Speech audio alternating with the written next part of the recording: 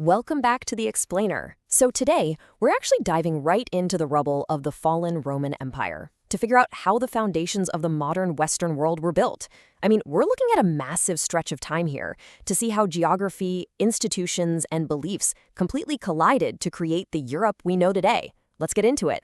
Right off the bat, we've got to confront a pretty stubborn myth. We've all heard this era called the Dark Ages, right? The whole idea that it was just centuries of unending ignorance, chaos, and total societal collapse. But actually, the reality is way more fascinating. Yes, the central Roman government disappeared, and sure, written records became really scarce. But that political vacuum didn't just leave an empty void, it literally forced extreme innovative adaptation. People had to figure out how to survive, and in doing so, they built entirely new systems from scratch. Okay, let's look at the roadmap for this 800-year shift. We're going to break this down logically into 5 parts. Out of the ashes, the feudal survival system, the power of the church, the Crusades and cultural contact, and finally, kings, towns, and new laws. Part 1. Out of the ashes, redrawing the map of Europe. So when the Western Roman Empire collapsed in 476 AD, Germanic groups didn't just come in and erase everything that was there. Actually, groups like the Franks began setting up new kingdoms by actively blending leftover Roman traditions with their own customs. And power consolidated incredibly fast. By 481, you've got a teenage warrior named Clovis ruling the Franks, and crucially, he allies himself with the Roman Catholic Church. Fast forward a bit to 732, and Charles Martel, who had the incredibly cool nickname the Hammer, secures Frankish power by defeating Muslim forces at the Battle of Tours. This steady buildup of power culminates in the year 800, when the Pope actually crowned Charlemagne Emperor of the Romans. Just like that, out of the ashes of a collapsed empire, the ancient imperial title is completely revived in the West. But, of course, it didn't last. Charlemagne dies, and his empire just shatters as his heirs fight for control. Without a strong central authority, everyday people were left incredibly vulnerable. I mean, imagine your village being raided by Vikings from the north, Magyars from the east, or Muslims from the south. A king sitting in a castle hundreds of miles away? Absolutely useless to you. Communities were pushed to rely entirely on local protection just to stay alive. Which brings us to part 2, the feudal survival system, a new social contract. All of this chaos necessitated a completely new, hyperlocal way of living, which we call feudalism. Now, it's really easy to view this as just some rigid, unfair social hierarchy, but try to look at it through the eyes of someone actually living back then. This was a mandatory, urgent survival contract in a highly dangerous world. It was a political and social system built entirely on personal loyalty and the holding of land, designed purely for mutual survival. You can see how power and responsibility flowed strictly downward here. The king, theoretically, grants massive estates, or fiefs, to powerful nobles in exchange for military service. Those nobles then chop that land up and grant smaller fiefs to knights who do the actual fighting. And then at the very bottom, you have the serfs. They were legally bound to the land, owing hard labor and crops. But in return, they got the protection of the knights and a walled manor. You see, these rural manors were entirely self-sufficient survival bubbles, mostly because roads were terrible and long-distance trade had basically vanished. But here is where that whole Dark Ages myth really falls apart. The Middle Ages actually experienced a massive tech boom, especially in agriculture. You had heavier plows acting like medieval tractors, allowing farmers to finally conquer those tough, heavy northern soils. The 3-field system totally revolutionized crop rotation, and horse harnesses massively increased farming speed. All of these agricultural upgrades directly increased food production. And it's a simple equation. More food meant fewer people starving, which led directly to rapid population growth and, eventually, the revival of trade. Moving on to part 3, the power of the church, the ultimate medieval authority. So, while physical survival needs were being met locally, spiritual and administrative needs were governed by one massively dominant force. Between 800 and 1300, the Catholic Church was absolutely the most enduring and powerful institution of the entire era. And this created the ultimate power struggle, right? Like, who actually has the final say, the Pope or the king with the army? Well, in 1073, Pope Gregory VII claimed absolute authority above any secular ruler. When Emperor Henry IV of Germany tried to challenge him, the Pope just excommunicated him, literally cutting the emperor off from the church and his salvation. Without that church backing, the emperor's own nobles abandoned him. It famously forced the emperor to trek through the Alps and stand barefoot in the snow just to beg the Pope for forgiveness. It perfectly captures how deeply intertwined religious and political authority really were. And the church's influence operated on multiple massive levels.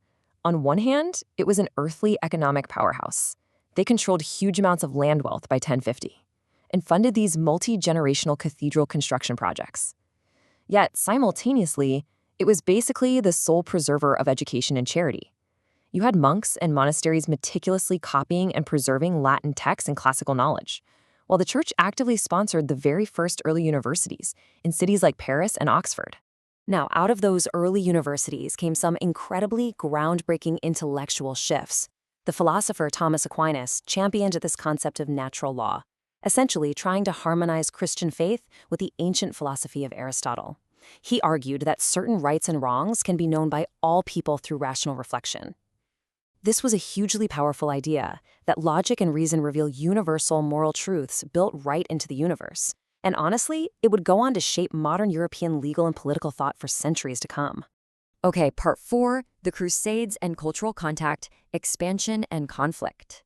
This intellectual awakening at home was happening concurrently with a really explosive external expansion. This whole phase kicked off when the Byzantine emperor in the East desperately asked the Pope for military help against advancing Muslim forces, specifically the Seljuk Turks, and the response was overwhelming. In 1095, Pope Urban II issued his famous call to action, "Take up the cross." He promised spiritual rewards, including the forgiveness of sins, to knights who marched east to reclaim the Holy Land. This launched the First Crusade. Tens of thousands of Europeans marched east, culminating in the brutal and bloody capture of Jerusalem in 1099. The Crusades had deeply mixed, far-reaching, and often devastating effects across the known world.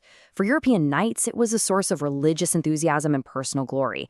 However, for Muslims and Eastern Christians, these invasions brought massacres, destruction, and really deep resentment. At the same time, Jewish communities both in Europe and the Holy Land faced severe persecution and violence along the Crusader routes. But concurrently, the sudden contact between Western Europe and the more advanced Islamic and Eastern societies actually sparked a massive economic boom, introducing Europeans to brand new technologies, spices, sugar, and fabrics. But, as the centuries wore on, the motivations shifted drastically. By the time of the Fourth Crusade in 1204, the original religious ideals had largely been eclipsed. Crusaders became deeply entangled in local politics and debt, ultimately attacking, looting, and sacking Constantinople, which was a fellow Christian city. Historians generally point to this exact moment as clear evidence that greed and rivalry had largely replaced any of those earlier spiritual motives. Which brings us to our final section, Part 5, Kings, Towns, and New Laws, the shift toward modernity. Back home in Europe, the structures of the modern world were finally starting to take shape. We're now entering the falling action of the Middle Ages, and a massive turning point happened in the year 1066. William, Duke of Normandy, crossed the English Channel and seized the English throne. He introduced a highly centralized version of feudalism, basically demanding that all nobles owed their ultimate allegiance directly to the king. This centralization of power was monumental.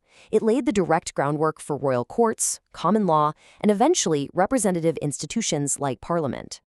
As agricultural surplus and Crusade-era trade brought real wealth back to Europe, those old, isolated rural manors began to lose their grip. Towns started actually purchasing charters so they could govern themselves, merchant guilds organized, and, crucially, money-based economies replaced the old, clunky system of trading goods and labor. Because of all this, an entirely new urban middle class of merchants and artisans was born, while universities continued to churn out new ideas that really challenged the old ways of doing things. Which leaves us with this final, really fascinating thought. When we look around today at our universities, our parliaments, and our legal systems, all of which were born from this era of intense adaptation, we have to ask, are we still building on the foundations of the Middle Ages? This incredible journey from the chaos of a fallen empire to a structured, legally minded society directly set the stage for the Renaissance and ultimately our modern reality. Thank you so much for joining me on this explainer. I really hope it changed how you view this crucial era of history. Keep learning, and I'll see you next time.